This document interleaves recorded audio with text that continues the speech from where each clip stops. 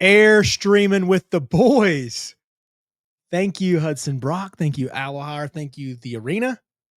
We are live from their fancy Airstream that's literally inside their building. This is so sick. Welcome to Chat Up Sports. Dang, dude. This is what a weekend and what a way to kick off the weekend with this. Yeah. This is great. Shout out to The Arena. Shout out to Hudson. Shout out to Vanjie. Shout out to the entire Arena and the Alahar family. This is awesome, bro.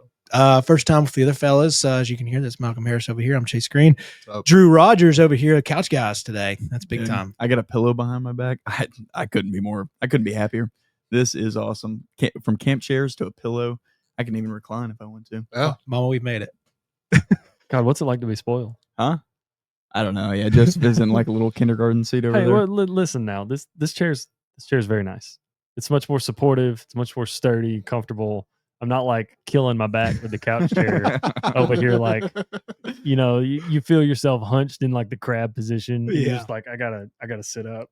Otherwise my back's going to hate me in 15 years. Yep. Yeah. So, that is one thing I swear that I've added to my repertoire of nagging injuries is the camp chair fold over. Like I was like, every time I get done, I'm like, dude, I don't sleep well on Monday and Thursday nights. I don't sleep well. Oh, I don't either. And I've been wondering why. Is that why? Camp chair life, dude. Because we sit there we really sit there for 2.5 hours because we do the show for an hour and a half. We do the show for an hour and a half. And then a lot of times we'll chit chat about nothing for an hour. Like we were in here for an hour just talking away about chatting it up. Yeah, doing the pre-pod in here. But that's what we do. Pre-production meetings, guys. Yes. Pre-production meetings. Real pre-production meetings. Golly bum, dude. Awesome weekend. Core 4.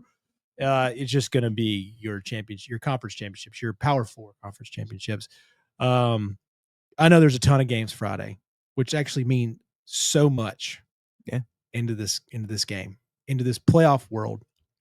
And no doubt about it, we're going to 16 now after this year. Oh, it's not even close. It has to happen now. This is the perfect storm year for this to happen. Like last year, it was kind of good they cut it off at 12 because you had 9-3 Alabama, 9-3 Ole Miss. I think there was another 9-3 team that's escaped. Oh, 9-3 Miami. Like it was kind of all over the place for the teams that were on the bubble. And you're kind of like, but all of them were like, yeah, we should be in over SMU. Well, you're not going to punish the conference champion. Clemson kind of ruins that. But this year, oh boy. I would say that there are 2 good teams that are going to be left out. And then there's Texas. Which they're trying to make this argument. So I love Sark that was like, it'd be a disservice. It would be a disservice to leave Texas out. I'm like, there's that whole first half of the year that you guys tried to play football. It's so great. I think it's funny the committee's sitting here and they're really putting an emphasis on that first half of the year loss to Florida for Texas, but they're not doing it for Notre Dame, who's still behind Miami with the same record for whatever reason. It makes sense. Seems to be pretty inconsistent across the board. Like we don't care about the first week Alabama loss, and we do really care about the first week Notre Dame Miami game. And then it's all over the place, dude. It's all over the place. It's just so inconsistent. Like, and I mean, BYU I'll save the F word for now, but they're getting hosed. Done dirty, like, man. Like, yes. What are they supposed to do? They took care of business. Like minus Texas Tech. And Texas Tech's number 5. 4, sir. 4. Sorry, 4. Wow. All right. My bad. I forgot A&M lost. You don't talk about Michael Crabtree's home like that, man. Okay. Don't do it. But, I mean, by the time it's over, it's probably Jacob Rodriguez's home. Just remember that Texas needed a punt return to beat Mississippi State, and that wasn't at the beginning of the year. That was a couple weeks ago. That was in October. So, and they looked awful versus Kentucky, or did I make that up? Nope, they looked horrible. Horrible. One in overtime. Okay, listen, they looked horrible against Kentucky. They did, but that feels like an SEC rite of passage. Sure. To go play Kroger Field at night and just play horribly, and you win by like 2. Yeah, it's true. But I'm not going to excuse the Mississippi State thing. No way. No, that's fair. Yeah. So, boys, shall we get into it? I came up with today is National Signing Day, as we know. Hey, big day for the Commodores. Big day for the Vols. Big day for the Vols. Big day for Georgia, but that's like relative because they're still number 6. So all relative. All relative. Chief. So there has been one team that has throughout the year consistently falling in the recruiting rankings. Much has been made. They fired their coach in week 4, I believe, week 3 or 4. It's Penn State. and it has not gotten any better on National Signing Day. Just so you boys know, I'm going to go and throw this out there. They have 2 4-stars left. That is the only 2 recruits left in Penn State's high school recruiting class for 2026. Oh my. Okay, so we're going to play a game, and it's called Penn State or. So basically, is this school or Penn State have a better recruiting class for 2026? You ready? Yeah. Let's do it. Okay. Stanford or Penn State? Stanford, traditionally down program for a couple of years. They made a pretty smart hire. I think everybody kind of likes the hire that they made. His name is escaping me. Starts with a T. I don't know why. But Andrew Luck is there. Stanford or Penn State? It's got to be Penn State, bro. Surely Penn State. Like Stanford's not good at football. Stanford's got a higher recruiting class than Penn State. Yep. Stanford's at 40. I won't spoil where Penn State is yet, but Stanford is at 40. So they are above Penn State. Oh, they did get a ton of money. Yeah, they did get a decent amount of money. about Okay, all right. Yeah, you know what? They did get a bunch of money. They've got Andrew Luck in there now. No big deal. So we move on.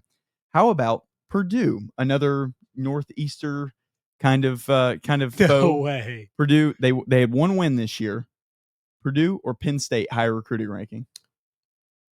Are you for real? Who is it? It's Purdue, and they're probably in like 82nd. I was excited. I saw those fingers scroll like a multitude of times. Purdue is actually only 53rd, and they are ahead of Penn State. Oh God! All right, so we'll keep going. I get it. Those are still power. They still have their head coach. They're still powerful. Yeah. Sorry, Stanford just added their head coach. Yeah, Stanford could be 14. considered on the rise. No problem. All right, Penn State or Temple? All right, this is where I go Penn State definitively. Okay. Yeah, it's hard to say. You're messing with me. It's Temple. It's got to be. It is Temple. I heard I this did today. tell you. You Yeah, told me I this told you, today. Yeah. All right, it's Temple. Temple signed 26 3-stars this recruiting. They Dude. are 63rd. So, Volume shooters. all right, it's Temple. All right, mean- so all right. So here's where it gets really, really, really fun. I can't believe this. The newest entrant next year to the FBS will be Sacramento State. I believe they're going to come in as an independent. I think they made a push for the pack. They may stay down as an FCS. I don't know. Sacramento State or Penn State? I'm going Sac State because of Mike Vick effect, man.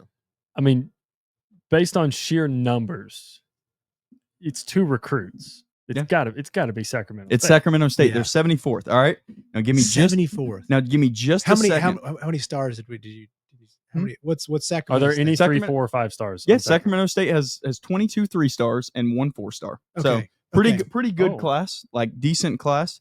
All That's right. better than I would have expected. Okay. They have an awesome. I guess their funding comes from these guys named the SAC 12. Oh, wow. And so Sacramento State, Okay. That's legit. the thinking with incredible. them is a lot of that money is going to dry up because that was for the Pac-12. So they're going to join the FBS next year, but they were trying to get the Pac-12. Pac-12 shut them down. So I think they're going to try to join as an independent. Okay. Penn State or Nebraska, conference foes. I mean, not really foes, but I mean, they're in the same conference together. Who has a higher recruiting ranking? It's got to be Nebraska. Nebraska. Folks want to play with Dylan. It's Nebraska, but Nebraska is 112th. That is Nebraska's in the disgusting. hundreds. Nebraska only has 9 recruits signed right now, 2 4-stars and 7 3-stars as of right now. Matt Rule not really nailing this. So, Extended till Transfer portal. 2030. all right. And Yeah, our, transfer portal. Transfer all right, portal. our last one, which this one is going to be really, really funny. Harvard or Penn State? Boy, don't you say All it. right. Okay. This is the moment. It's still Harvard. It's still Harvard. Harvard's 131st, and I'll go ahead and reveal it for the people at home that don't know. Penn State is 150th, behind schools like South Dakota State, McNeese, West Georgia. That is the state of Penn State football right Listen, Carrollton High is really good at football, so they probably keep a lot of those like, we didn't get a D1 offer, we're gonna go play and stay home. West Georgia, like, Can I offer still you, though, Can I offer you UAB at 145 ahead of Penn State? that is disgusting. Hand up. I didn't know there was a West Georgia University until now. Bro, you're not. Like, Hand up. it's okay. I didn't know that. It's okay. Is it in Columbus? No, it's in Carrollton. Carrollton, It's in Carrollton. the best Yeah, go it's in west, man. Yeah. That Is was the- Carrollton Carrollton's not the big school that had all the fame this year, the stadium, the $10 million stadium or whatever? I think you're Buford? looking for Buford. Yeah, that's Buford. and Gwinnett. This is Carrollton's the one that's It's got on the shot up way the to rankings. Auburn. Carrollton was Juju Lewis. yeah, that's where Yeah, Juju yeah. went to school. Yeah, and then they are also like in Max Preps. Yeah, they're in Max Preps like top 10 or top 15. Yeah. They're awesome. Yeah, they're Okay. really good at football. I saw them the other day. That's why I was like thinking about that. I was like, wait, that's Buford that has the big. Would you like to hear the 3 schools directly behind Penn State? Please. Can we guess? Can Sure. we guess before we do I it? mean, Are they all? Are they? all FCS. And Oh, lower. okay. Yeah. Okay. FCS? Wait. Hang on. Are Let the me. UTC mocks? There is no way that you guys could probably get one of these. Alcorn State. That's close-ish. Grambling. No. Jackson State. No. Okay. Eastern Washington. Eastern Washington is ahead of Penn State. I skipped them. Oh. They're at 135. All right. Give me the state they are located, or will I give it away? Oh boy. Oh yeah. One of them is in Alabama. 153 is in Alabama. Alabama State. It is Alabama State. Yeah. Yep. They are 153. They only have 2 3-stars and rest 2 stars. Transfer portal. Alabama State. That's right, boys. Yeah, we're they're just just- waiting on the transfer portal. Yeah. Big transfer portal class incoming. Yeah. Don't you worry, Alabama State. Yeah. You're coming. 151 is Prairie View A&M. I have no idea where that is. I'll be honest. Sorry, I'm not part Texas? of the Sickos committee. Maybe. That sounds right. No, Oklahoma. Oh. Yeah. Possibly. It's so And funny. then, I've never heard this, but It's in Texas. Yeah. Oh, it is. It's Okay. HBCU. Well, I heard a funny one the other day. I've never heard this from Oklahoma fans, but my 2 in-laws live out in Oklahoma. They were saying, "Man, I just don't love OU fans." And I was like, "Why?" And they're like, "Dude, they call it Harvard on the Prairie." Harvard we on the doing? Prairie. What are we doing? Harvard on the Prairie, dog. If you got to put on the prairie for anything, What are you we ain't doing? you ain't no Harvard. No. Anyways. And then the last one is at 152 is Howard. So Oh. Penn What's up, State man? beat Prairie View A&M, Howard, and Alabama State. So, Listen, so far not great. I had an offer to go to Alabama State out of high school, and the band director wanted me to sign in 5 days. Ooh. So it felt rushed. I didn't do it, but at Alabama State, they do have this thing called the honeybees, and I want you guys to Google the honeybees. Just a quick Google search, just so you can see. And Chase, I'll show you since you are by my computer screen. This is the honeybees. So it's their majorette team, and you got to be a honeybees with a Z? 18-year-old Malcolm Harris. you got to be in a certain class to be. What's up? Malcolm Harris. Boy, I almost committed on the spot, man. I'm sure you Come on, did. dog. Shout out to the honeybees, man. Come on, dog. Yeah. We're Alabama State's recruiting. We're a wholesome podcast, guys. Yeah. Anyway, go I ahead. didn't bro. say anything. I Not just said, come on. 18-year-old Malcolm was not a wholesome podcast. I'll tell you that. I was about to be the best French horn player to state Alabama ever saw, y'all. Dude, you'd have worked so hard. Oh my God. For the honeybees, man. Yeah. Dude, just a little drop of honey. I mean, look at the little drop, man. Yeah. You wanted all the drops. That's what you wanted, buddy. That's what you wanted. Anyway. Any hooser. Yeah. Wow, that was great. Drew, that was great, bro. That was depressing. Harvard, I thought was definitely going to be like a notch below. Penn State, I believe, is behind at least 15 FCS teams. That's gross. That is depressing. Yep. So let's just where do you go? You're the athletic director, Drew. Penn State. Yeah. Penn State's athletic director goes to unemployment because that's where he's headed. After you just, for me, when I look at Penn State, the only reason that you would fire a coach like James Franklin is if you know that whoever you're bringing in can win the big game, which is the complaint with Franklin, that he can't do it. But the other thing about James Franklin is his track record was 9 games a year minimum. This year, he's probably like 7, maybe 6. I don't know. But I mean, down year happens, all that. Like, I know the boosters are going to be upset about it. But if you fire him that early and you get rid of him and you completely tank your recruiting class, it's because you know for like 100% fact that whoever you're going to get out there is walking in the door next week. He's building that recruiting class back up. He's building that program back up as soon as he can. Well, that was September when he got fired? August? Early October. Early It October. was like Early- early October. Early October? Because they made it. They played Oregon. They lost. That was the whiteout game. They played, I think, UCLA, and then he made it to Northwestern after they played Northwestern at home and they lost. Yep, I'd say that's exactly when he what it got was. fired. Yeah. After So- the UCLA game, I was like, was that when he Yeah. got fired? Yeah, because So- they lost Drew Aller for the season in the In the Northwestern Northwestern game, game. and then Yeah, he got so fired that that would have summer. been October, So- like the first week of October. Yeah, I think. that was yeah. So it's December 1st, December 1st, December 3rd, day of recording this, National Signing Day. You still don't have a head coach. The best candidates from G5 are gone. The best candidate from Power 5 and Lane is gone. All the coaches that are fired are a downgrade over James Franklin Huge. exponentially. There's nothing Penn State can do but admit defeat, get the best candidate available, which I don't even know who that is. I'm welcome. I'm open to suggestions if I'm Penn State's athletic director. I'm gonna be honest with you. I sent it in the group text earlier today. I think you call Fran Brown. If At least the team's gonna play with grit, dude. Syracuse has a top 30 recruiting class. I know they were horrible this year, but like the injury luck and what all they were replacing, losing Steve Angeli, like game number 2. But right? why does Fran Clemson game like 4? Oh, game Yeah. 4. Yeah. Why does Fran leave?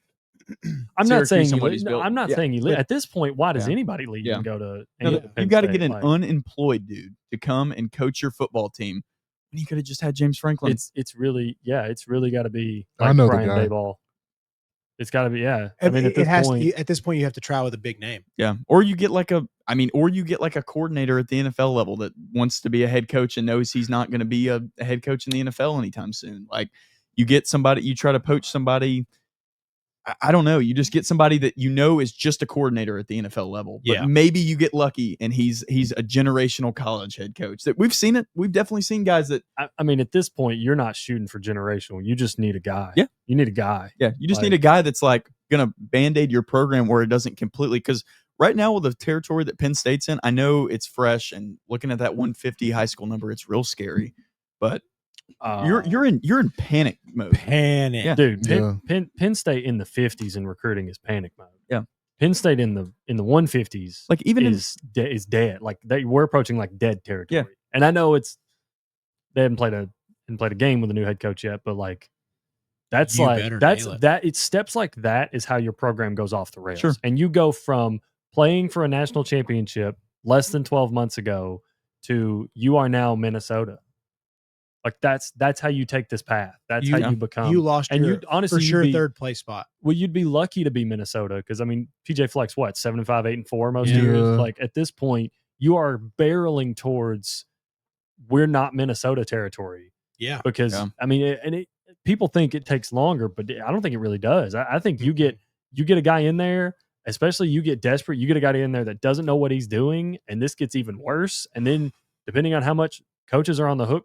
Coaches are getting hired for this year. Like, you're probably going to end up paying him a buyout, and then it's how a cycle starts. Sure. And Franklin's taken all of your pipeline. Like, congratulations. Oh yeah. He just went right up the road, and he was already accessing those pipelines at Penn State. You think they're going to just stick to Penn State? No, they're going to go with the guy. Your entire recruiting class is going to Blacksburg. Yeah, everybody. And the worst part is you have put yourself in the same spot Tennessee was in. Whenever you're going down to your, I don't even know who am I?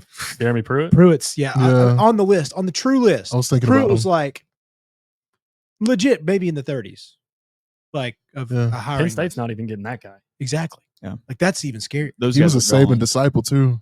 That's the Yeah. crazy thing. Yeah, but he was an idiot. Yeah, we got the worst one. I will say there's a name that I was thinking of. Well, a few names.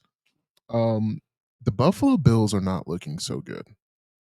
And I think with the surge of Drake May, I think with a lot of question marks around Josh, I think Joe Brady popping out and back into college wouldn't be a bad thing. He would That's be what he a has. home run for Penn State at this At point. this point, Like yeah. anybody, like seriously, any NFL coordinator like that, you're like, okay, come coach the program, whatever you want. Just But they don't. get in But here. they don't have that much time. Yeah. like at Yeah. minimum that'll be 5 weeks. I think also he has sucked this year.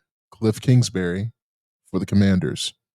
I think you'd be like, yo, here's a Well, you're bag. just a terrible. Yeah, Yeah, I mean, I mean, it probably has to be a team that's out of the playoff race already. Yeah, you have to like have somebody almost quit. Oh, actually, they can take Jeff Ulbrich, Zach Robinson, or Raheem Morris, Or all three of them. all three of them. Just fill just the take staff the, at Penn take State. take the whole coaching staff Yeah. up there. Take the whole Bro, they Falcons suck coaching so staff. bad, bro. Hey, I'm just saying, Downing's out there. The whole Tennessee Titans coaching staff's also. We're not that far. They're not that far from Penn State. It's only a 10-hour drive, Yeah. hour and a half flight probably. And look, nobody in the South wants you anyway, so head on back. Go back north. Or let's run it back with 10 backs. I mean, at this point, God, I think your best option, I don't even know if it's your best option, but like Terry Smith, I believe is the interim's name.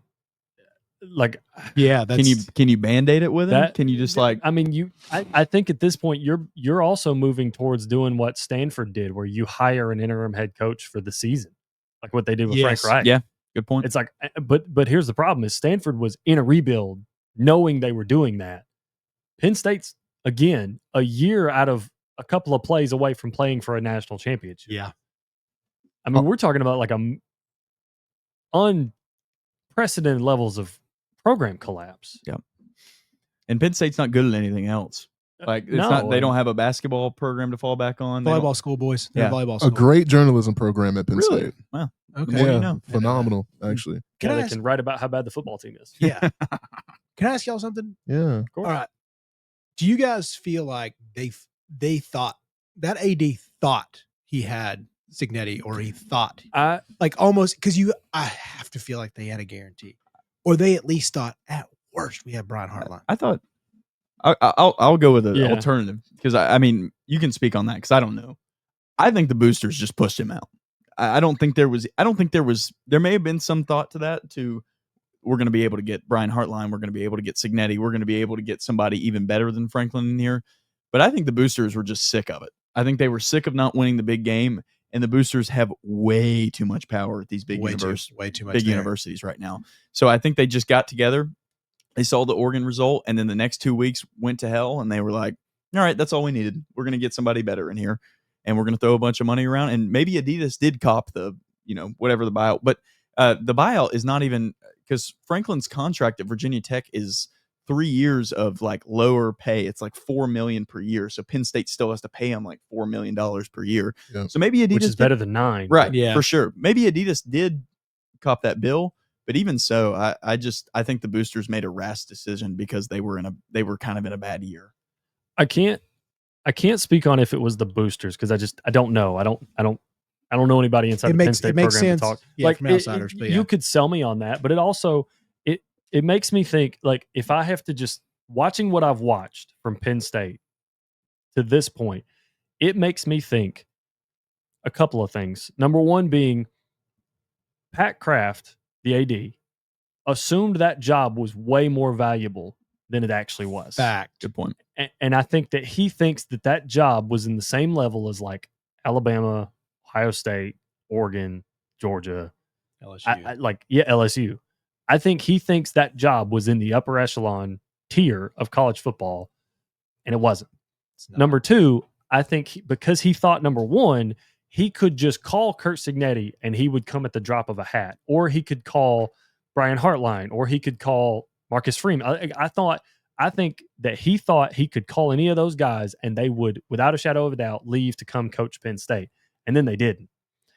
And then not only did that happen, but the guys below them that you weren't even considering also told you no. Kalani Sitake told you no. Yeah. That's really what I'm thinking about. And good on Kalani because like he's got a great thing going out there at BYU. He's BYU player, like that's his school. Loves it. That's he's in the church. Also a huge thing. That's his religion. Yeah. Like that's makes more sense why he would stay. But like that, I don't know. I can't sit here and tell you that's what it was because I just don't know. I don't know anybody inside the Penn State athletic department. I've never been told that. But if I had to sit here and look at it, that's what I would assume based on how we got here. Because I'd love to know the short list of names. Like obviously Kurt Signetti's on there. Yeah. He has to be. Marcus Freeman. Yeah. I don't even know. Wow. I don't think Matt Rule's on there. I think Pat Kraft thought they were too good for Matt Rule. I really do. That's my biggest reported, thing. I think you're definitely onto that. I'm sure Pat Kraft is competent in a lot of things. You don't make it there without being competent. I'm not saying that in all areas. No, but I also think the arrogance that he believes that Penn State job is, you're so spot on, is where he is incompetent. And look, sometimes people are not great at their jobs in these bad spots. Well, it's not even necessary. I mean, looking at it now, you look at it and definitively say, "Hey, man, I don't know if you're that good at your job, but like people that are good at their jobs can still make rash decisions. And when this happened, that's what I felt like most people were echoing was like, hey, we get it. You're frustrated. You have every right to be. This feels rash. And again, the idea of firing your head coach means or should mean that you have a short list of not only like these are the guys we want, but it's like maybe this is the guy we want. This is another guy we want. These two guys are guys we want that we know we can get. Yeah. Like we know without a shadow of a doubt, we've talked to them, we've mentioned it to them, we know they would come here. And I'm starting to think that Penn State made this decision so fast that they didn't check themselves and be like, hey, on our short list, do we know these guys? Like if 1 and 2 say no, do we know 3 and 4 without a shadow of a doubt would come here? I don't know if they made those checks. It seems like they didn't, based on the fact that we're in December and they still don't have a head coach. I don't know how you let it get this far. I think you take the Colorado playbook if I'm Penn State, and you just go after names at this point. I think, hey, John Gruden, here's $12 million. It's exactly what I said in the chat. Yeah. Like I think it's an awful idea. Like for a team that was hiring back in October. Like I think it's the last thing you'd ever think of. But I mean, you just need people to watch your program, because here's what's going to happen is Penn State's going to go on one national television game next year. If they hire the wrong guy, they're going to get boat raced. They're going to go 4-8. Your recruiting screwed. Your prestige is screwed. The job is screwed for a future coach. So you just got to get somebody in there who can go 7-5 next year. Dude. And will get people to care about the program because he's standing on the sidelines. Your recruiting's already screwed. I'm talking about future. I mean, like, but the problem is like, it's one thing to have a bad recruiting class. It's one thing to miss a recruiting cycle. Yeah. And it seems like Penn State is on the track to pretty much miss the 2026 recruiting cycle. So if you couple that in with the fact that they're probably, if they don't retain Terry Smith, and I'm not saying he's the guy for the job. Yeah. The whole interim thing, I don't know. Sometimes I feel good about it. Sometimes I think it could work out. But I think those guys that it does work out for would have been good head coaches if they'd have gotten hired somewhere else. I don't necessarily love the whole let's hire the interim because he had a few good games. But at least if you do hire him, the way the players have taken to him, I think you can probably keep most of the roster together. Because if you miss the 2026 recruiting cycle and then your roster gets picked apart by the draft and the rest of the Big Ten and Virginia Tech because it's going to, like, I just you're gonna be lucky to field a football team in 2026. Yeah, I mean, you're talking about dangerous levels of roster spots. Because then boosters ain't gonna pay no money if they don't trust anybody that's in there. Clearly, yeah. Well, I mean, it's like it's also again, I think it's a big slap in the face to the athletic department. Yeah, it's like your job's not what you thought it was. Yeah, yeah. And the problem is you had to go through firing James Franklin, who. Now that we look at it and we've got to this point, this is going to sound really bad, may have been overqualified for that job, even though he couldn't win against Michigan and Penn State or Michigan and Ohio State. Perfectly suited for that job was like, James Franklin. Yeah, perfectly. And now you're finding the harsh reality. It's like we talked about in the show. It's like some programs think they're elite, and it takes a harsh reality to find out they're not. And I'm not saying Penn State can't be that. But it doesn't look good the way that you've spiraled. Sure. Like this is bad. It is. What's funny too is like we have a great example of it here at Tennessee is you went through it. We got humbled. We got humbled big time. And it was really bad. And we were used as a tool for Gundy to get an extension. God. Again. We were a joke for Gruden. Like it was a joke to him. And it's all this pile of crap the media is going to throw at you, and it just gets worse, and your perception can just go down in days. This has been so bad for Penn State these last 2 days. Yeah, really bad. And the other thing, I was like, you have to kind of get lucky. We didn't know what the hell we were getting with Josh Heupel. Zero. Luckily, we just hired the right AD, and whoever wants to give Danny crap, like go kick rocks. Probably the best AD in the freaking country right now. So. He does have some stuff to fix with football, though. I'm going to be the first person to tell you. Yeah, but I mean, we're also like the winningest program in all 100% in all sports. So it's everything, like, everything school. Sure. Yeah. I'm glad you brought up Heupel because I think the worst part about this whole thing was Heupel coming out and saying that he doesn't want to lower his standards. Just putting yourself out there as a program, and then the team that went 8-4. This is not shade. No, it's not shade. Went 8-4. Didn't beat any bowl eligible teams this year. He says, "No, I'm good. I think I have a better shot here where I'm at." Yeah. And I would, if you would have asked college football fans at the beginning of this year, what do you think they would have said? What is a better job, Penn State or Tennessee? I'd say Penn State. Oh, I would have said Tennessee. I think it's close. I think those two teams are like on the very similar tier. Yeah. You have it's really close. Huge Adidas deals. Okay. Yeah. Humongous stadium, colors, lights. Like you want like the one big game, dude. Yeah. You want an atmosphere? We can bring that. Humongous fan base. Not winning a bunch of games, as far as like big time games recently. Like, we got the Alabama win, get some stuff like that. But you're still like, you're a second tier in the two best conferences. Like it's honestly, if you're just like a casual, that's not a bad spot to be in. Like, 8 wins was a disappointing year for Tennessee. My basis for saying that I think Tennessee's a better job, and not to get off on a side tangent, but like the recruiting radius for Tennessee is the state of Tennessee. And then like you're just barely close enough to Atlanta to get Atlanta kids. Yes. And Virginia the north kids. of Atlanta is just insane for high school football, dude. Like, yeah, when you're that close, I think you are a better job than most other jobs. Yeah. Because it's just Proximity. Proximity to high profile high school recruits will always give you the edge, in my opinion, outside of just not having the funding. And when we're talking about Penn State and Tennessee, we're talking about Big Ten and SEC programs. You have the funding. Yeah. That's like that's schools, like a baseline entry. Is like, hey, you're putting up the money. Yeah, both these schools overspend for like you're able to go out, like Tennessee can go out and get the guy. Like we have Faison, we have big time wide Tristan receivers. Keys. Yeah, like we have top tier guys. Dude, speak what you want, but Drew Allen was a big time recruit. Like you can go out and get big time guys. So yeah, you're not Ohio State, you're not wide receiver university right now, but it's really not that far. You just have to have like a better coach. You have to out game plan somebody. Like your talent, if you're just go out and play backyard football, no coaches, you're probably not winning. But if you have a better coach, you can win because you have enough talent. Yeah. All right. What else you got, Megan? Nothing. I mean, I was just going to say, last name I was thinking about was Dan Mullen. That's probably where you're at. Dude, At this point, I think that's a win. Yeah. That sucks, but it's the truth.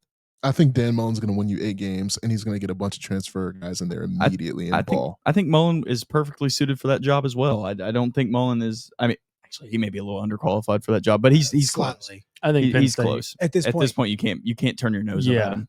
He'll get control of it. Yeah, he'll get control of the ship. And I think they'd be more fun to watch. Yeah, he's definitely proved that at UNLV. That like, I mean, I know they were good last year, but like, I mean, he can come in and instantly just kind of like, all right, here's what we're doing. We're going to stabilize this ship. Yeah. We're not going to, because I think, look at the ship since Florida has left. Yeah. Since he left Florida, there have been what? 2 head coaches. Yeah. Have you seen them flash the like head coaching records? And Dan Mullen's like the only one that's like still remotely above, like far above 500, like 34-19 when he was at Florida. Yeah. Plus, we didn't get to see Dan Mullen yes, he's been at UNLV. We have not got to see Dan Mullen in this era of college football with the transfer portal. Like, who's to say he couldn't do the same thing Lane Kiffin was doing at Ole Miss? Yeah. That's exactly what I'm thinking. Exactly. Because that boy can recruit. Well, I mean, it's not even that. It's like that he got fired from Florida because he wasn't recruiting. But he also didn't want to do traditional recruiting. We haven't seen him with the ability to just, hey, man, throw a bag. Here's $700K. Like, yeah. I mean, we haven't seen him with the ability to do that. I don't think UNLV was a little pocket of change. So clearly, I mean, I know Alex Orji's not great. Like, no. At the time, you're like, at least he's a possibility. He was a D1. He was a D1 Power 5 starter. Or he was starter at Michigan. And I know they weren't great, but like, so was Anthony Calandria. Yeah. Starter at Virginia. You guys want a stat? I'm so sorry to interrupt. No, in the last decade, Florida, between interim as well as just regular head coaches, has had 9 head coaches in the last 10 years. That's disgusting. Wow. Yeah. I don't know if there's that. So from 2015 till now, you've got Jim McElwain, Randy Shannon, Dan Mullen, Greg Knox, Billy Napier, Billy Gonzalez, and now my man from Tulane. Oh, and then you count the interims too. Yeah. Okay. I did not count Will Muschamp as well. Dang, dude. So Will Muschamp, listen, and DJ Durkin technically. Maybe he can take DJ Durkin's over. No. What? No, don't even say it. What? Muschamp's staying, dog. Maybe he can coach Penn State. No. Is he at Georgia? He's been he was on Georgia's staff until his son. He's at Vanderbilt games. Well, his son started playing for Vandy. Yeah, and then he took a like a analyst role backseat. Like I guess he's still employed. Yeah, but he's not there because he goes to the Vanderbilt games. Yeah. But now, listen, his son's done. I love him on the Georgia staff. Okay, I don't want him to go anywhere because listen, like every time we have a big game, they show that clip of him smacking the whiteboard, and it gets me fired up. Okay, get you fired up. I want him on the Georgia staff. All right, let's get to Georgia. Oh God. Oh, you gonna do the Friday games first? You gonna do the big games? Let's do the core 4, and then we'll talk a little bit about the Friday games. Okay. Yeah, we'll kind of lump the Friday games in as like a one. Okay. Miami, Ohio, Western Michigan also play on Saturday, just for the MAC. Maction, baby. Maction gets one Saturday. I mean, dude, listen, I'm just going to say it. If we get enough upsets, who's saying, I'm just also going to tell you, boys, if y'all didn't watch the playoff reveal last night, Heather Dinich floated out the idea that if enough teams lose, the committee looking at 75 Duke, and I about threw up when she said that. Stop it. Not a shot at Heather. It's just the idea that we could even remotely entertain that is disgusting. It's ridiculous. It's disgusting. Yeah. Should we start with the ACC championship game then? Let's do it. Yeah, let's start with the veggies first. Okay. The biggest implications of causing all sorts of ruckus. Honestly, had it last year as well. The ACC championship game was important because it was important to a couple of outsider teams because if Clemson had lost that game, then they were getting slotted out. Yeah, that game was important for Clemson, and it was important because we didn't know how the committee would handle an SMU loss. Yep. Yeah.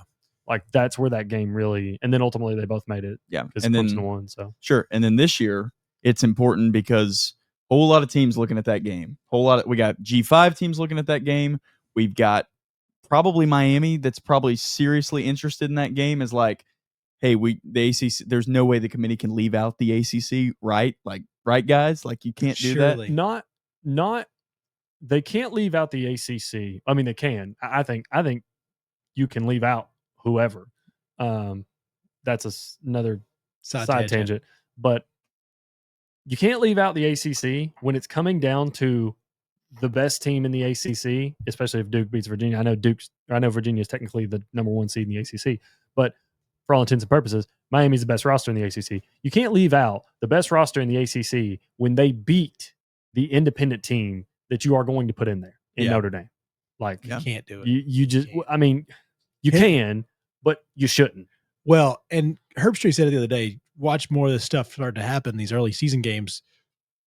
Not to take a knock at UTC here, but like Alabama dropped USF. Yeah. So they can go play UTC. Yeah. Like, why would we not go play an easier program? Especially because the SEC schedule is getting harder. Exactly. Like, so if you're not going to reward it, then I mean, dude, I know they went down to Miami, but they went down there and they lost. Yeah. Yeah. Straight up. Yeah. I mean, that's what happens. Like, but that's also a product of, like we had talked about, not playing in a conference. Yeah. You went down there, you chose to play that game, you lost that game, you're independent, you don't have a conference championship game to make up for that.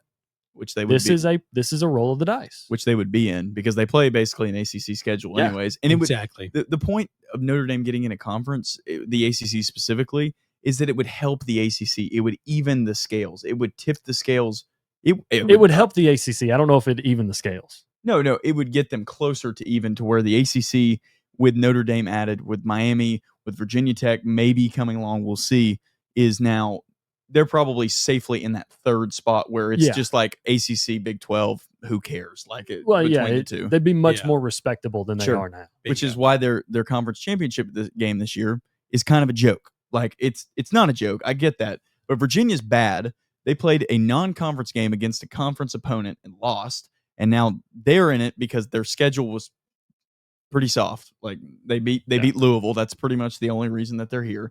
They lost to Cal. Who was the other one? Wake Forest. They lost to Wake Forest. Yeah, they lost to Wake Forest, and so did so I think SMU or somebody SMU like lost that. to Wake Forest. Yeah. So and your other representative is a 5-loss team. Is a 5-loss team who lost to UConn, and Illinois ran them off the field. UConn's pretty good. UConn pretty good at football.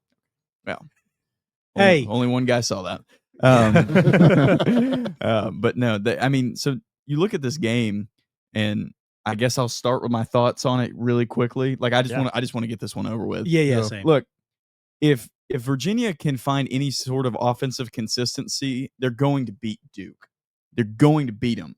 But Duke, if they can force turnovers and just outscore Virginia, they definitely have a shot in this game. When you look at 7-5 versus 10-2, they're probably about this far from one another. 3.5 point game right now. Yeah. They're probably, and it's probably closer than that. It started at 1.5. This is all because of betting money. Yeah, I really do think this is pretty much a pick 'em. Like where you want your money to go.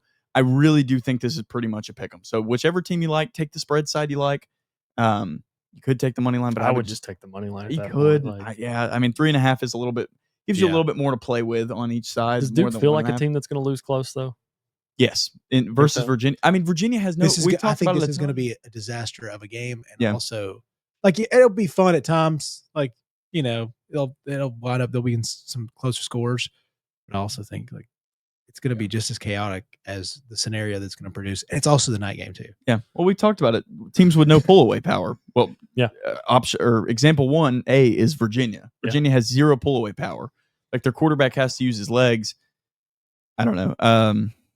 I'll take Virginia. I feel like some people in this trailer are probably going to take Duke just for fun. So I'll take Virginia to make sure the Cavaliers get on the graphic. I'm going to too. I think they calm the waters. It's a terrible team. They're obviously the worst Power 5. And I'd probably take a couple of these other G5s over Virginia in a game. I think it'd be closer. I think they get it done. Because Duke's not great.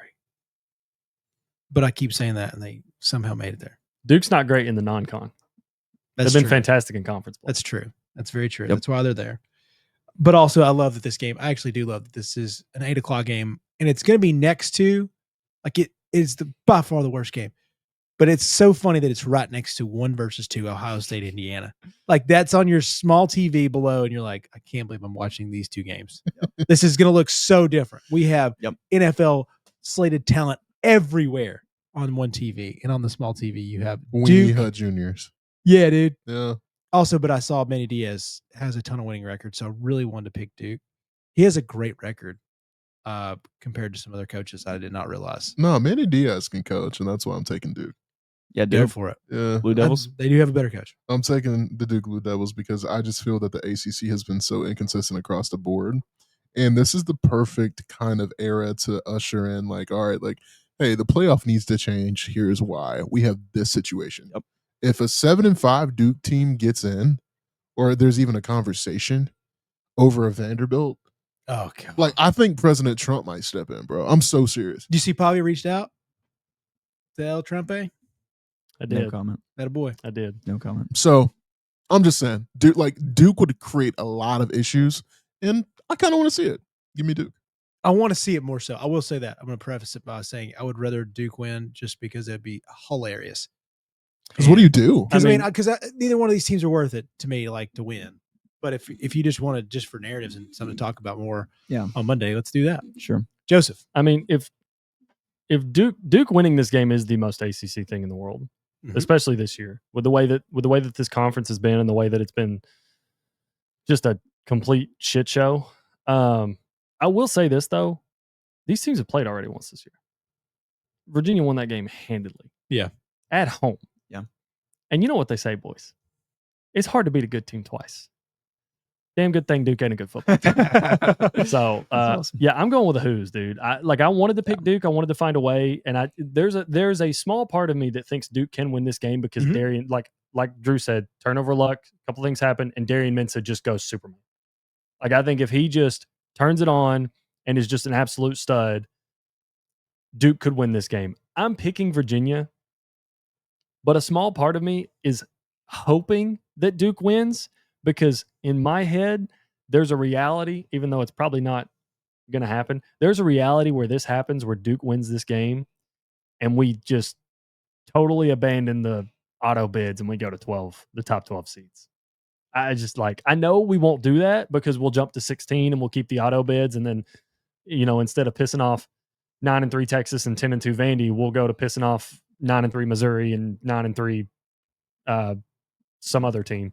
Yeah. So, I mean, whoever's on the bubble there is going to be mad. It's just like the conference tournament with basketball. You have 64 teams that get into that, and the bubble teams are still upset. Like, if we're trying to find a way where nobody's upset, we are going to kill the sport. We're going to kill. Sure. Yeah, we're just going to kill it. I get that. I'm going Virginia. I kind of hope Duke wins. Yeah.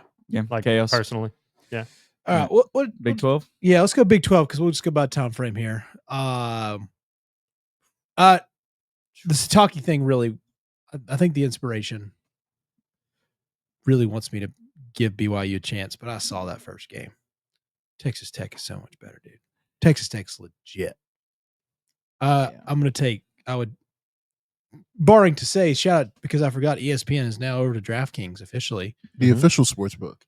The official sportsbook of ESPN. Because I was looking on the odds here, and I was like, "There's no more ESPN bet." I forgot about that. The score. It's called the Score Bet. I saw that pop up on my dude, my weird app home screen today. Sure. 12.5-point favorites, boys. I don't know if I would take that, but I will say, give me Texas Tech. Taco Tech. Yeah, I think the opportunity to get Texas Tech was when Will Hammond was playing quarterback. And that's not a shot at Will Hammond. He just isn't. He's just experienced. Not. Yeah, he hasn't had enough reps, Yeah. whereas Baron Morton has. I don't think Baron Morton's anything to write home about. Like, I don't feel confident in him at all once the college football playoff starts. Like, if he has to make plays, but I do feel confident that Baron Morton is just going to do what they ask him to do. He's going to stand beside this defensive line, this defense, which has carried them all year. It's going to be what carries them here. I would chase. I really wanted to find a reason that BYU wins this game because I think it would be cool to have them represented in the playoffs. And I also, if we're going to do the chaos thing, I was kind of hoping Vanderbilt would get in. Obviously, that's not happening now. So if we're going to do, if I'm not going to get to watch my team in it, then I might as well root for the most fun outcome, which is what does the committee do with a 2-loss Texas Tech team and BYU that has to be in the playoff? I think Texas Tech just drops to like 8 probably because they split. Yeah, probably. They split. They'll still host a home playoff game. Yeah, I think they go to 8. 8 8 does. Oh, gosh. Yeah. Brain, my bad. Yeah. So, I'm still going to take Tech though. I think that I think they are too much of a physical product for BYU to handle. And I mean, I get it, but it's just at a certain point you can't just pick an underdog just because. Also, I did not realize Texas Tech is number 4 in total yards this year. Yeah, man, they're the wagon. Yeah. They have been a wagon. They have been a wagon. That running game. Outside of like 2 weeks Well, from like and week 8 they to lost 9. with Arizona Will State. Hammond on the road. Like it. And that was when Arizona State had like Jordan Tyson and Sam. Yeah, Leather. that was the healthiest. but I told you guys, let's not overreact. Yeah, well, that was Yeah. that was Because the that just one seemed that, like the game. that was the one that Kenny Dillingham was like, okay, season's kind of going off the rails a little bit. I'm gonna wake Hasn't up. gone his way. Well, we got to get one, and they Yeah. got Texas Tech. Levitt Us- was amazing. in that Us game. us I getting kind of forgot about one that. undefeated makes sense. That's what we're gonna have. Yep. That's what we're gonna have. Malcolm. Yeah, I mean, I'll keep mine short. Texas Tech is gonna cover like decisively well. I don't think 13's BYU. Right. Yeah, I mean that is a home run. Like I think if you're looking for a chat slip, that is Early chat slip. That is a nice. Texas Tech is great. I watched the entirety of their game against West Virginia last week because I was actually fading Texas Tech. Really on TNT. It was over Thanksgiving, and I wanted West Virginia to score at least a touchdown, and it I don't think it happened. No, it did not. Yeah. Texas Tech, that over, because I checked the over. I was going to take the over. The over was 52.5, and Tech was 4 points short of covering it by That's themselves last incredible. week. Yeah, Oh, So, Lord. zero help. Speaking of the chat slip, 4-0 in the last 4. Dude, you're so hot right I'm now. Oh, very you're nervous. going crazy. I'm very nervous. You're so hot right I'm now. 5-0 so hard. Yeah. Oh man, You're going crazy. So Yeah. hot right now. Three is where you know you're getting hot, and 5's where you're like, shit, I can't. It's about- miss, I can't. dude. Yeah, and then that's the point in the video or the movie where the Mhm. guy like loses. He's like, Yeah. I'm going all in. No, Yeah, that's- and then they flip. It's like at the blackjack table where they flip over. Like you flip over at 20, and then the blackjack dealer checks it, and he's like 21, and then $100,000. Yeah, that's gone. exactly what happens. Japanese guys beat him up in the alley. We'd never let Japanese guys beat you up in an alley Right. unless they're like really good at karate. Then we're totally screwed. Yeah, they They- were just. They were- pull out swords. I don't think any 3 of you were stand. Dude, No, I mean, even if somebody was like very competent in karate, I mean, best option I got is hitting you with the earth. And if I can't catch you, we ain't mean, winning. Dude, my best shot is karate from. I'm SpongeBob, dude, with the big hands. Like Yeah. that's about all I got going for me. I'm gonna So, just run him over with the car, brother. Yeah, dude, that's we Got to. need weapons to Got win to. that. Yeah. Because I mean, this morning, shout out to morning workouts. I couldn't. My shoulder just hurt for no reason. I was like, oh, sweet, can't lift overhead for a while. Yep. For no reason at all. Just It's, probably you know, sleeping wrong. So Just happens. that's where our group, despite our physical appearance, probably not the best fighting group. That's okay though. But we're a great group to have a beer with. Yeah. Yeah. Oh I mean, yeah. just like You up want- there. dude, you wanna for, go- like, Speaking of, you want to plug it now? Oh yeah, dude, you got to do it. Yeah. So this next Tuesday, the next Tuesday pod, are we doing it live? Are we Let's going to do do it live? live Monday. Live Live on Monday. Monday. Yeah, We'll figure it live out. on Monday. Is the Chattanooga Bar college football superlatives. I gave you a little bit about it in the last show. So we are going to we're going to give out college football awards to teams, players, coaches based on Chattanooga bars around town. So they will have real names, Whiskey Cowgirl, Whiskey Thief, Reagan's, Westbound. They are all included in this. I think it's going to be a real fun integration of where we're located all in Chattanooga, and then what we talk about the most, college football. So come check that out. It's going to be a lot of fun. We will be dressed up. I know Malcolm is obviously in his best right now, but I promise you, I won't be in jeans. Just leave it at that. Wow. W. Dubs in the chat. I'm over here sitting wearing sweatpants. what I meant. Hey, I love a good I sweatpants do pod. that. Like, Hey, I I mean, I'm a sweatpant pod guy. Look, Like, I went to the office today, and this is what I meant. If I So- could have went home yeah. and changed, can't do I would that. be in a full monochromatic sweatsuit beautiful, incredible. Yeah. and Incredible. Crocs. BYU, BYU? No, man. 4-0 sweep. Listen, I love Kalani Sitake, and what BYU's done this year is great. I think they deserve a playoff spot regardless if they lose this game or not. I Same. really do. getting hosed. But, I mean, styles make fights, man. Texas Tech is the number one rush defense in the nation. They're averaging, I think it's 72.9 yards a game in rush defense. That's crazy. Like, they're in a good rushing conference. I In don't a- care in what a- you think about. well, the I mean, Big 12. even then, like the level of consistency is what's really like kind of nice, because you'd occasionally have like somebody caught you guys on a bad day and had a Yeah. really good day running the ball. I looking back at this game the first time it happened, Bear Bachmeier threw almost 40 passes, dude. That is not BYU's winning formula. That is not what they want to do. They had 27 carries for 67 yards. That's 2.5 a clip, boys. Oof. And I just I don't know how that magically just gets better, because you're not playing at Texas Tech and you're playing in a neutral site in Arlington. I think it's in Arlington. It is.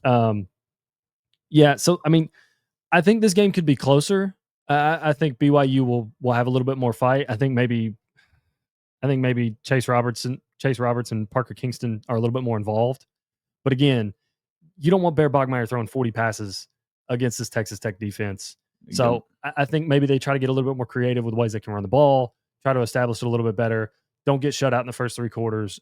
Yeah. I think BYU it's closer. I mean, last time they lost by 22, Yeah. but And it felt worse at times. Yeah. yeah. Well, I mean, No, it was worse. that one It could've- touchdown was like a garbage time could've touchdown, been dude. worse, yeah. Like, I mean, it might as well have been 29. It was 29-7. It felt like it was 45-3. Yeah. Yeah. You Yeah. know, 100%. like that's The stat you point to Texas Tech, like if you want to like pick a stat that defines their team, Utah is averaging 181 rushing yards per game. That's what they want to do. Yeah. Utah wants to run the ball, like especially with Devin Dampierre back there. And Texas Tech, and it's not like Utah abandoned the run when they played Tech. They ran 31 for 100 yards versus Yeah. Texas Tech. And God. Utah was trying to run the ball. They could not throw the ball in that game. And that game was close for a while, the Utah Yeah. game, and then Texas Tech just busted open late. But I think Will Hemmond was also playing for most of that game because Baron Morton went out with a concussion. He came I back believe. in and then went back out. Yeah, yeah. So. Okay, that's right. Yeah, but I mean, dude, Texas Tech, they're also 5th in scoring offense, 41 points a game, 9th in pass yards per game, 36th in rush yards per game on offense. But like, I just think they have too many ways they can attack BYU, and I think BYU has one strategy, and that's that they really want to run the ball. And this is not a team that you want to be stuck trying to run the ball against. So I'll go with BYU, or I'll go with Texas Tech. Sorry. Almost said it. I thought you were doing it. Freudian slip there. I'll go with Texas Tech to win. I think BYU makes this game a little bit more competitive than it was the first. Agreed. So I'll give me BYU to cover, but I think Texas Tech will win. I think it's the big thing with Texas Tech is they are better in the trenches than just about anybody else in the country. They're very good. Both sides. And that's one thing is, dude, Bailey's a monster. 12.5 sacks on the year. Like, this guy's freaks. Like, these guys are so good. They just nailed the transfer portal, and they are now a new blueprint for some people. And a lot of the general public has not watched a single Texas Tech game this year. Yeah, it's very sad. Going to be a fun surprise to see in the either wherever they land, either first round bye if they get that, or the first round. So yeah. All right, let's go SEC. Let's do it, buddy. Okay. And then we'll finish with 1 versus 2. Okay. Would you like for us to go first? Yeah, go ahead. Okay. Go ahead. I'll start us out. Okay. I usually like to listen to Joseph if he can talk me into Kirby Smart at all in this game. Best coach, longest tenured coach. I'm a believer, rather. I'm a big believer. They somehow roped themselves in to another SEC championship game. And I say roped. It's a damn good football team. But there's one monster. There's one stinking monster. Yep. And I don't know how good that monster is this year. I think they're good. Obviously, they beat some good teams. But I don't think they're great. It's hard to be a good team twice. And it's ending. The streak ends now. Yeah. The streak ends now. Dude, I can't wait to have another week of comments coming at me again because Gunnar Stockton has rained down. What'd you say? I want bitch. Yeah. Bitch. As I was called on 92.9 the game, a moron. Can't wait to be a moron again. Give me the Georgia Bulldogs. I will not bark. But yeah. I know it's tough. So this is the hardest game by far. By far. Yeah. Even though 1 versus 2 we're playing, this is the hardest game. Yeah. Oh man. Always ends this way. I want to do it. I do. I just do not see a world where the landscape has changed and Big Daddy Kirby Smart doesn't have nothing to say about it. Give me the Georgia Bulldogs, bro. Oh boy. God, Big Daddy Kirby Smart. The thing is, bro, with this is a sense of urgency, and this is saying, hey, the SEC still runs through Athens.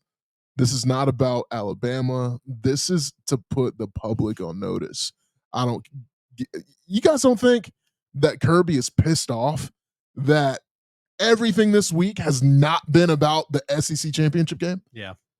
You know he is fuming, not going to say anything about it, but I guarantee you when he wins 34-28 this weekend and he's holding up that trophy, he's going to have a cliche speech saying, hey, just so everybody knows, the SEC still runs through Athens. That's for anybody, including Lane Kiffin. Yeah, because that's going to be a good one. He's like, I can't wait to send this to my buddy Lane in the group chat. Yeah, 34-28, book it, Georgia. Yeah. High scoring, I love it. Young Drew. Who's that coming down the track? Yeah, I don't have anything else to add, guys. I think Alabama is lucky to be in the situation that they are right now. I think they were lucky to win that first game. Georgia, in my opinion, in that game, just watching it, they went on a just torrential run of awful drives back to back. And that was not all to do with the fact that Alabama's defense was playing incredibly. It was due to the fact that Georgia just kind of went brain dead for a few hours there on the offensive end of the ball. Georgia, I'll be honest, Georgia's going to win this game comfortably.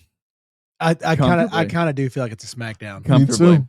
I think they're going to win this game in such a hilarious fashion that everybody's going to be like, Why does Alabama need to be in the playoffs? I will say, I think that gives Alabama a talking to. Like, Yep. Like we might not put these guys in. Yep. I think that's the exact scenario we're running into. It's what is it? It's the Mighty Machine in the red and black. What is it? I don't know. It's the Mean Machine in the red and black. Yeah. Yeah. Roo, barks in grown man's face. Ooh. Go Dogs. Sick 'em. Gentlemen, Oh. I don't know how many times we have to do this. Okay. But it's Alabama until it's not, boys. Everything y'all are saying, I love it. Great. Huge fan. Love the barking. Makes me happy. I've seen this episode before. Okay. Every game, I believe, every game that Georgia and Alabama played since the 2021 SEC championship game, Georgia has been favored. And in every one of those games since the 2021 SEC championship game, Georgia has won one of them. That 2021 SEC championship game, I'll give you my fan take, was the only time I felt like Alabama was just head and shoulders better than Georgia. And Georgia did not have a chance to win. Bryce Young in that game in 2021 was unbelievable. 421 yards, 4 touchdowns. Yeah, no shot. Every other game, I felt like Georgia had a chance and didn't win. And boys, when you watch an episode so many times, you get to the point where you can quote it. Okay? Yep. And gentlemen, I can quote it. I've seen this show before. Georgia's a favorite. Everybody's thinking Bama looks bad because they played rough in the Iron Bowl. Didn't look great against Oklahoma. I fully expect Ty Simpson to look like 2019 Joe Burrow. I've seen it before. They just did it in Athens, September. 9 for 9. 9 for 9 on third down. Crazy. In your house at night. Now you're in Atlanta, where historically, I know he's only played 3 games there. Gunner hadn't been great. He was bad against Tech. He was bad against Texas. Now, I know situations make up for that because he was not expected to start in the Texas game, and he was kind of due for a stinker. He'd been playing great this year. He'd been ascending. Kind of happens. You expect it. First year starting quarterback. Boys, Tim Keenan is about to tee off against a backup center for Georgia. Oof. Okay. Georgia seemed to have found some kind of pass rush over the past couple of games. That's against Tech and Texas, who they are to Texas what Bama is to you. It's a mental hurdle. And until they do it, I'm not going to pick them to do it. Love them to death. Will be cheering my head off. I believe they can. I've believed they could in every game they've played outside of the 2021 SEC championship game. But I won't pick them until they do it. It's Roll Tide. Wow. It's Alabama. That's what pain looks like. It's until Georgia finds a way to do it, they're not going to. And I've watched this before.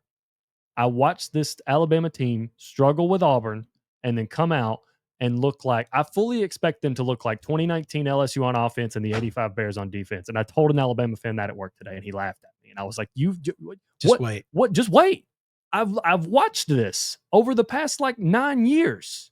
I don't get why people look at me sideways when I say stuff like that. I'm like, guys, history. We've watched history. He's 1-7 versus Alabama. You feel like you're asking yourself, am I the crazy person? This is one of those scenarios we're all looking at you like, dude. Yeah. Everybody's like, oh, dude, Georgia's got this in a landslide. I'm like, what? Have we watched? Have we watched Kalen DeBoer in an SEC championship yet? No. But I watched Kalen DeBoer take Jalen Milroe and mount a 30-point lead against Georgia in Tuscaloosa last year. Then I watched that same Jalen Milroe throw 3 interceptions against Oklahoma. Against bad Oklahoma. Not like this year's Oklahoma. Just bad Oklahoma. Hot and cold Milroe. That's who Milroe Totally. is. You just caught him on the wrong. Your PTSD is. Here's the problem you're missing. Here's the thing you're missing. Everybody talks about that Kirby Smart defense. Jalen Milroe got hot against that defense. Yeah. You don't think Ty Simpson can do that? Ty Simpson's looked a little pedestrian the past few weeks, looked kind of rough. And I know Jim Miller's out. That run game, they can't run the ball. They hadn't been able to run the ball all year. Hadn't stopped them. Train's coming down the tracks. I love what you guys are saying. I do. And I hope it happens. I hope Georgia wins this game by 100. Yeah. That's the fan in me. Then there's the realist in me. And I've seen it before. I watched Pate last night. He picked Georgia. I watched the boys from Rufino and Joe. They picked Georgia. They picked Georgia. Waiting on cover 3. They're all probably going to pick Georgia. And I'm going to sit here on Alabama Island, and at 7 o'clock on Saturday, when Alabama wins, I'm going to be like, well, here we are again. You're just riding that wave in I'm Nashville. just like, and I tell you, I'll do the same thing. I have the same routine every time. FanDuel puts the boost out because it's a big game. I bet on Alabama. My heart gets broken, but at least I made some money. I'm proud of you. I mean, this is where we are, man. I'm proud of you. I hope you lose money this weekend. I hope I do for your too. sake. Every time I've ever placed that bet, I'm like, I am fully accepting that I want this $10 to just burn. Doesn't happen. Doesn't happen. Okay. That's the pain and the torture that you hear from a and I mean a Ravaged fan. Like I could, but we get it. Yeah, I could give you the analysis, I could give you the numbers, I could give you the statistics. But sometimes it doesn't just matter. It just don't make no sense. Doesn't matter. I'm not saying you're wrong. In this game against these two teams, it does not matter. No. Yeah. You're right. All right. Yeah. 1, 2. Who will start? I don't know. I'll start. Sure. Fire. Yeah, look, I think the formula is pretty simple. I struggle to see where these teams have been tested in a while. So, I mean, yeah, you can tell me Michigan tested Ohio State a little bit at Michigan. That's fine. I'll say that that's sort of a test for a quarter. But yeah, but Michigan. I mean, me and Joseph kind of talked about this on the Instant Reaction show. I realized 3 minutes into that game that Michigan wasn't going to be able to win. And I think Ohio State realized that as well. Joseph talked kind of how the Kirby Smart, like, just get out of there method with Georgia Tech. Well, I think Ohio State thought they were going to have to do that, but they didn't. So the rest of Ohio State's schedule since Texas, I guess you could say Illinois at some point was sort of a test, but it wasn't for them. And then Washington on the road is probably their hardest game, unless I'm forgetting one. I mean, I would say outside of Michigan, that's their hardest game. Yeah, Michigan. I mean, it's the game. Yeah, I mean, Washington was closer. It was on the road, like it was all across the country on a weird kickoff. So, look, I just don't think Indiana's been tested lately either. So, like, here's kind of what this comes down to for me. Cignetti's great. I think he's pretty excellent head coach, and I think Mendoza has kind of been let off the hook a little bit this year.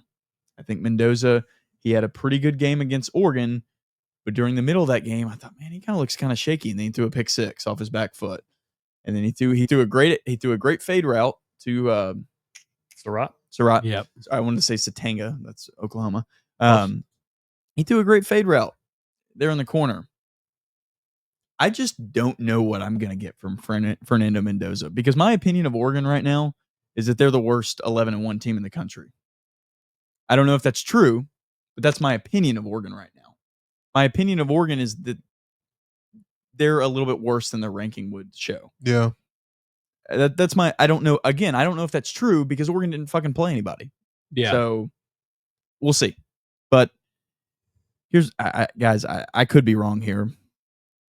This is Ryan Day's announcement to the world that he's next. The dynasties. This is where Ryan Day's kind of, last year he loses to Michigan. They're like, man, we got to get rid of this guy. Idiots. But I mean, he wins the Natty last year. I think this is where he starts his actual campaign to the second one. Michigan game was the warm up. I think this is where Ohio State kind of flexes his muscles. I think Mendoza has a bad day, and I think Indiana's defense is going to look a little bit weak in this one. And I think Ohio State's going to win this one 31-20. Yeah, I'm not going for that. I think Indiana has the potential to beat these boys by 14. Oh my God. Honestly, I've seen Indiana. I've watched them play football. Bro, specifically the game I'm going to go to, and this sounds like a real hype beast type of game. There is no way they should have won that Penn State game. Zero chance. 0.000. Dead in the water, done. And these boys did the unthinkable. I think Ohio State used all that gas in the tank last week. I think they have come off a national championship. I think there's a lot of turmoil right now that Ohio State's not talking about. Brian Hartline was a big piece of Ohio State, and I think they're going to be off. With that being said, Kirk Cignetti smells blood in the water, and I think he's going to strike. Give me Indiana 28, Ohio State 10. Whoa. I truly do think Kirk Cignetti is going to frustrate the hell out of this boy, Julian Sand. I think Julian Sand is literally going to lose his Heisman Trophy, and I don't think that Fernando Mendoza is going to win it. I think they're going to run the football. They're going to play great defense, and I think Diego Pavia is going to get a first class plane ticket to New York and cash in on his Heisman. You know, Malcolm, I really wouldn't mind it. The only way he wins it is if Sane and Mendoza are both bad, or maybe just average in this game. I think that's going to happen. But Yeah. but seriously, I just think Indiana is absolutely going to throttle and just come out just fighting. I saw that Oregon game, bro. Like, that was crazy. Dan Lanning's not a hoe. And what just happened, it was nuts. So give me Indiana. I yield back to the guys. Tough to follow that one up. I don't know. Like, the Oregon game, I'm kind of with you. It's like I like Oregon. I think the talent's there, but how good really are they? Like, I don't know. So I don't want to take too much of stock into that one, but that's a damn good win. You go out to Autzen, you go out to get that W. Dude, another thing too is he lit Illinois up, and we thought Illinois was pretty good at that time. He did. Yeah. That was a long time ago, though. But the Penn State game, yes, the best catch in college football this year probably happened in that game with the game-sealing touchdown. And they had to fight through adversity. Like, Penn State, no matter what you say, Penn State sold out for that one game. They're like, we got one puncher's chance left. We got to sell our soul. We're going to go win this game. And they didn't. So that's a different Penn State game than you're going to get more so. I really want to pick Indiana. But this is the Ohio State defense is nasty, dude. Nasty. There's so much talent. Fernando's played okay in these bigger games. I think at Penn State was really tough. That's a different hostile environment. But it took an unbelievable catch for them to win that game. Give me Ohio State. I think it's close. 28-24. I respect it. You gonna tie it up, or what are you gonna do? Dude, I don't know. I'm still trying to decide. Really? I'm gonna be honest with you. I'm still trying to decide. I think I think both these quarterbacks are good, but it's just Sayan's got. I think Sayan's got it. Like, I think he's been. Well, I think he's got it in the sense that he's had such a talented core around him that it kind of gives you that false confidence, that false bump, that push that you need. Whereas I think Mendoza is better than him right now because he's working. Surratt is a good receiver. Mm-hmm. I'm not going to lie. I don't know many of the receivers' names on Indiana. Very good receiver. Like, I think that receiving core obviously is worse in Ohio State, and I think Mendoza is doing more with less. But I think because Sayan has kind of this prop that he's been able to go to, I think that matters, and I think that will carry into a big game better than Mendoza trying to do it all against a better defense than Indiana has. The prop being the receiver core or the defense? The receiver core specifically. I mean, the defense is, sure, you can say that as well. I was about to say, I'd say they're both kind of. I think Matt Patricia's been probably one of the best coordinator hires of the year. Yeah. I think Ryan Day absolutely crushed it with that. I mean, this is the game we find out, man. Like, we find out how good is Indiana really, and how good is Ohio State's defense really. Like, because they're averaging. I mean, a 14-point margin of victory for Indiana would be the second most points that Ohio State's given up all year. The margin itself would be the second most points they've given up all year. The highest is 16. So, like, this is the moment we find out how good is this Ohio State defense really? How good is Indiana really? Because they've kind of just wood chippered everybody else they've played outside of Indiana and Penn State. The biggest thing for me is, like, I feel like Ohio State and Ryan Day have unlocked something. And I think you saw that in the way that they were after they beat Michigan. I think old teams, old Ohio State teams, and old versions of Ryan Day, had they come off a 4-year stretch and beaten Michigan, I think you would have seen a bunch of celebrating, some get back, some, like, totally treating it like they exercised some demons. Watching Ohio State post Michigan this time around, feels like they just played another nameless, faceless opponent, and that seems dangerous to me. Yeah, that mentality on a team that talented, because that team that to me signals that they're like, we understand the mission, win a national championship. Doesn't matter who's in our way. Like, nameless, faceless opponent, you're going to get our best shot every week. Problem is, I don't know how good Ohio State's best shot actually is. I think it's really damn good. I don't want to sit here and say that and then, go the other way and think they're a little overrated because their schedule's been not great. I don't think that. I actually think they've wood chippered everybody because they are that damn good. Yeah. I think the defense is incredible. I think Caleb Downs is in the argument for the best player in college football. I know he won't win the Heisman, but like, if we're talking about like actually the best player in college football, I think Caleb Downs is up there. The thing I'm going to go with Ohio State ultimately. And I think for a couple of factors. The mentality they had post Michigan, and then I think they just have too many answers. Mm-hmm. Like, I think they could win a shootout versus Indiana if they had to, with the weapons they have with Jeremiah Smith and Carnell Tate and Brandon Ennis. And then they just and then now Bo Jackson coming on the way he has as a true freshman. Nuts. Like, yeah, I think they have too many answers. That being said, I also think Indiana's legit, and I think they can score. Like, I think they'll make this competitive. I think this will be far and away the most points Ohio State succeeds all year. If they don't, and Ohio State's defense lives up to the call, they will win the national championship. I don't see anybody else. I don't see anybody else that's going to beat them. Yeah. Like, if they hold think this Indiana, is the best game.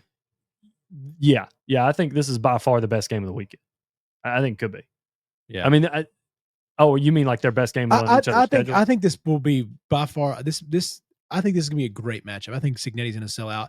And look, Surratt missed 3 games, maybe 4. I think 3. Yeah, I think you're right. But at one time, at halfway through the season, there were 2 Indiana wide receivers that were in the top 5, top 6 in receiving yards, and now Cooper's gone up the list and a bunch of touchdown score. Like, this is going to be a really tough test for that defense for the first time, and I think it's going to be like.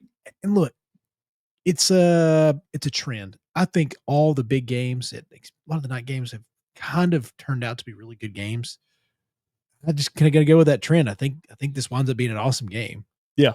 So I'm with you. Unless they meet again or one of these SEC teams really proves to me like, actually, we can kind of crush too. Yeah. I feel like this might be their closest game they have at the stretch if Ohio State goes all the way through. Yeah. And I think Ohio State, I think last year, the way that they were able to just ascend like post Michigan game, I think they figured out how to make their team play the best football. Now, don't get me wrong. I do think the Brian Hartline loss is a big loss for him going to South Florida. Congratulations, Brian Hartline. I don't know what that means as far as him in the playoffs. I don't know the status that he's coach. I would assume he's probably still going to coach. I think South Florida would probably let him. Yeah. If they're letting the Ole Miss offensive coordinator come back. Yeah, Charlie Weiss can hop back on a plane. Charlie Weiss Jr. Surely Brian Hartline can stick around. Yeah, but that feels like a totally different situation. Oh, it is. Like, I'm just saying, if that guy can come back, yeah, then for sure, sure, Brian Hartline can stick around. For sure. So, yeah, and if Brian Hartline's still there, I mean, it's... What does it matter? Yeah. No change. Yeah, I think Matt Patricia might be the hire of the year as DC. He's a dog, and I think we might see that in this game. I think Ohio State wins. Give me Ohio State like 30-24. Okay. Yeah. 3-1. Island. I love it. I love it. All right. And look, it's all good. There, like when you play it out in your mind, you do the fun thing, like we always talk about. When you're playing this game in your head, you're like, man, I do think this is going to be a 1-possession game, and I think it's going to be in the last 3 minutes. Indiana's going to have a shot, or Ohio State's going to come back and win, or something like that. I think I love that we're getting all these games that live up to the hype. A lot of them, like even the Iron Bowl, kind of lived up to the hype. Last week. For sure. Yeah. Because you're like, we might get that game where Alabama gets got. Yeah. Didn't happen, but gave us hope. Anyways, yeah, real quick, of the group of 5 schools, do you want to see anybody in particular win, or do you like the chaos to add into that as well? I have a specific team that I think I'd like to see. Yeah. I think I'd like to see North Texas. And so here's my reasoning. I don't think Tulane or James Madison would have a shot to beat anybody. Ole Miss ran Tulane off the field. We have pretty documented evidence against a good Power 5 team. Tulane's not that good. And even their head coach said that he didn't think they were very good. So if you're betting on Tulane this weekend, just remember that. John Summerall did say that he thought his team was not very good. So yeah, but that okay, sorry. Go ahead. Well, yeah, I mean, I know that's just him probably more encouraging his team by saying, "Hey, look, we don't think we're that good, and look where we're at." Sure, I'll be honest. The only thing I've seen of James Madison, they lost to Louisville pretty handily. Not handily. They were in that game, but the score was worse than it looked. I don't know. I do know that North Texas quarterback can sling it, and I know one thing against a good Power 5 team that stands pretty true. Every time a G5 team upsets them, you have to be able to throw the ball.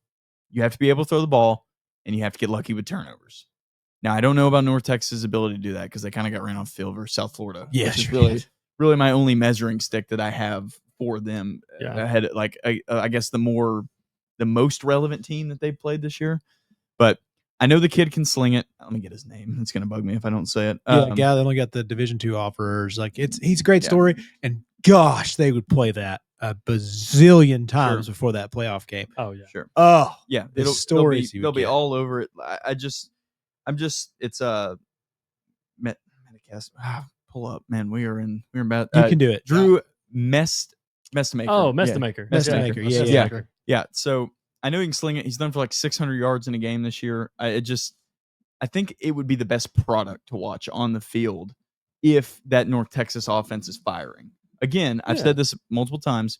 I don't want a G5 team anywhere near my national championship. I'm sorry, but if in the first round, if they want to upset Oregon, I'm all for it. In the second round, I want them to get blown out. Yep. Yeah. I want them out of here. I need them to be the game where I can go take a break, like do some things around the house. Like I just have it on. Yeah, Boise State was too good. What was that? Boise State was making like I was sitting there I think it was at Stir, and I was like, I don't really remember what I was doing, but I know that I was like, I shouldn't have been looking at the game, and I was like, yeah, you're peeking. My bad, guys. Yeah, so yeah, North Texas. You want me to go, boys? Yeah, go ahead. For selfish reasons, like my heart says North Texas for a lot of the same reasons. I think Mestamaker would be fun. I think that's out of the G5 teams. I think that's the one that has a shot to actually beat somebody. But for selfish reasons, because I had Tulane in my playoff predictions, I'm going with Tulane. Good stuff. So, the green machine, baby. Give me Summerall, baby. I need you one time. The green waves. One time before you dip to Gainesville. Like, this. You stuck by Pitt. Didn't really work out. Maybe this is the team that you stick by and it works out. I fell on the sword for Pitt, okay? And not many people were willing to do that. Drew, you were one of them. I appreciate that. We all had a shot there at the ACC, though. Yeah. Nobody was that far off except for everybody that put Clemson. Raise your hand if you picked Clemson. Flip the cameras real quick. Yep. We all did. Yeah. So we all, if you ever think there's a surefire thing in college football, that is your first inkling to bet the opposite. Because the moment you think that, it is gone. Where you could pick Alabama, Georgia to make the SEC championship every year, in which you probably have a pretty good job. Listen, outside of that, okay, like you're gonna get one of the two. Yeah, you'll get half of it. You get half the field at worst. But yeah, I mean, I think North Texas will be fun. I don't know what I'd get from James Madison. I'm kind of with you, Drew. I think they'd probably get blown out if they played like Ole Miss or something. And is their coach actually going to coach the playoffs? Yeah, we don't know. So he's been we know he's going to coach this week, the championship. Yeah, the one game I've watched James Madison in this year was against Marshall. I think they beat Marshall by 14 on the road, and the whole game is just like, okay, this is a G5 team that's just better than their conference, and I like they don't do anything. I don't think they do anything remarkable. They don't have a certain skill that just jumps off the page at you. And that's why I didn't even kind of consider wanting to watch James Madison at all. They're just far and away the best team in the Sun Belt. In the Sun Belt by far. And they will be out of the Sun Belt soon. They'll be in the American very soon. Oh, dude. ACC. Do the right thing. Maybe. Yeah. I mean, the ACC, dude, in my opinion, the ACC is like scrambling for good teams. Yeah. Like, put James Madison, find a way to get Notre Dame if you can. You probably won't. Not happen. But, no, dude, I'm telling you. TV money. If this year, because we talked about it when we talked about Notre Dame joining the conference, and I said it won't even become a thing on their radar until it costs them. If it costs them this year, because them getting bumped behind, if they got bumped behind Bama when both of them won, that makes me think that Notre Dame's there. If Miami doesn't play, Notre Dame doesn't play, and it comes down to those two teams, you have to pick Miami. You have to. They have to. Unless you just want to kill scheduling in the future, you have to. You must go with And Miami. if that is what costs Notre Dame, they'll either revert and stop scheduling these teams, and then they'll really become like no margin of error on their schedule, or they'll not do it, but at least be like, hey, if we'd have had like an ACC championship, if we'd have been playing in the ACC championship game versus Virginia, we wouldn't have had to worry about this. Or what I feel like is the worst possible scenario, we jump to 16 teams and then it just doesn't matter. We're getting to 16. We'll There's be there. no doubt. We'll be there this year. It never should have got to 12. It never should have got to 12. It should have been 8. Should have been 8. 8 was No, perfect. It should have been 8. 6. I like 6. Should have been 6. Should have been the BCS. I mean, So it we should have had that. But no, it should have been Formulas. 6. And the first 2 teams had buys. I really wish we could just be rational and be like, either 6 or 16.